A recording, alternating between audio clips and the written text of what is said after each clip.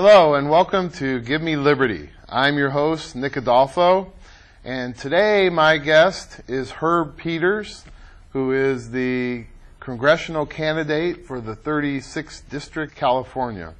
How you doing, Herb? Hi, Nick. Thank you very much for inviting me. I very much enjoy being here, and thank you for this opportunity to discuss the state of our nation between the two of us. Okay. Well, Herb, why don't you tell our viewers a little bit about yourself and maybe why you decided to run for Congress? Nick, thank you very much for asking me that. I'm a Christian. I believe that there is a God. I believe in creationism, and I regularly attend a covenant church, and I have two sons, 2 children, and about 6 grandchildren. And the reason I decided to become a candidate for Congress is I was a federal employee for 37-ish years, and over those 37 years I found what seemed to be a lot of corruption in government employment. And the key thing about government employment versus private employment is if you're involved in a private activity such as producing a newspaper, you have to deliver. In the morning, by 5 o'clock in the morning, you have to have that paper out there on the streets delivered. Mm-hmm. But with the government job, you didn't have to deliver. You got paid whether you delivered or not. And it seemed to me that not only did we not have to deliver, it was a little bit excessively relaxing. It was a great pleasure. We get together. It was like a family reunion every day. And I felt that based on that and the fact that I became a libertarian back in about 1984, and the reason I became a libertarian is I voted for Ronald Reagan when he was elected in 1980, and I cried when he was inaugurated because he said, I'm going to balance the budget and I'm going to reduce taxes. And then he promptly came up with $200 billion deficits, and I said, I cannot vote for this guy again. And I didn't. Mm-hmm. And that's when I was introduced at the post office. I was introduced to the idea of voting libertarian.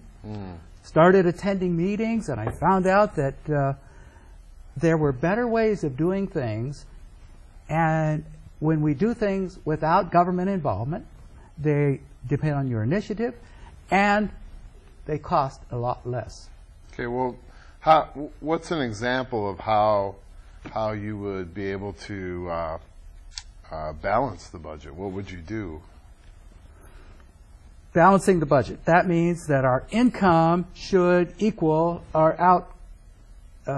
the amount we spend. Our income should include the amount we spend. And we need to do things that the government just should not be doing. Now let's take social programs, for example. Social programs are very important. We have people that are handicapped. We have people that are sick, and they need our help. And so we need those social programs, but the government has proven that it's not capable of running those programs properly. And I believe that we would be far better off if we allow the churches to run those programs, churches and private charities with voluntary donations, no mandatory, no IRS agents coming out with guns, demanding your money and taking your money from you. These are by voluntary donations. In fact, Nick, when you look at history, you go 100 years ago, and most of our hospitals were run by charity organizations. Mm-hmm. The Catholic Church was a huge owner of hospitals. And I remember I went to the hospital in about 1965 or so. And the cost for the hospital was $100 a day. Now you compare that with the cost of the hospital today. Yeah, you can barely stay at Motel 6 for that now. And now we have a lot more fancy equipment, and, CAT scans and so on. And all those things cost money. One of the issues, though, is the Food and Drug Administration. The Food and Drug Administration is so particular about a person who repairs a medical part that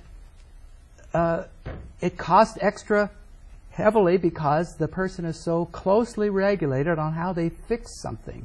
What do you mean? What kind of parts? Well, let's take a blood pressure measuring device. If I have a hose that fails and I need to get a new hose, and rightfully so, a person should get the identical part. When it comes to aviation, I was very much involved in aviation, and the Federal Aviation Administration that I was part of was not as closely involved in the maintenance of the aircraft as my understanding is of the Food and Drug Administration involvement in the repair of medical equipment. Both are important, and I'm saying the person doing the job needs to know what they're doing. And who would know better than the hospital? I give you a little tiny insight. In 2001, I had open heart surgery. I had never met the doctor before that time. And I didn't go looking for his credentials. I didn't go examining him because I knew that my HMO, Kaiser, I trusted Kaiser that they would employ somebody that knew what they were doing. And the same thing when I go flying with United Airlines, any other airline, with the airlines, I trust that the airline employs people that know how to fix the airplane and they know how to fly the airplane. But Herb, I just think maybe you're being a little too trusting. Wouldn't, like for instance, if we didn't have government overseeing all this, watching all these things, wouldn't they be more likely and apt to cut corners and do things that aren't in our interest and in their interest of profit?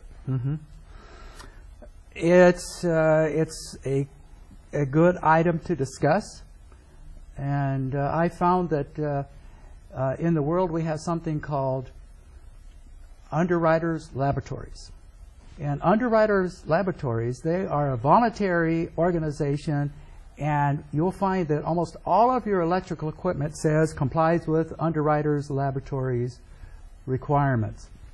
Now, I like that kind of an approach where we have a voluntary approach and you come up with standards and you meet the standards.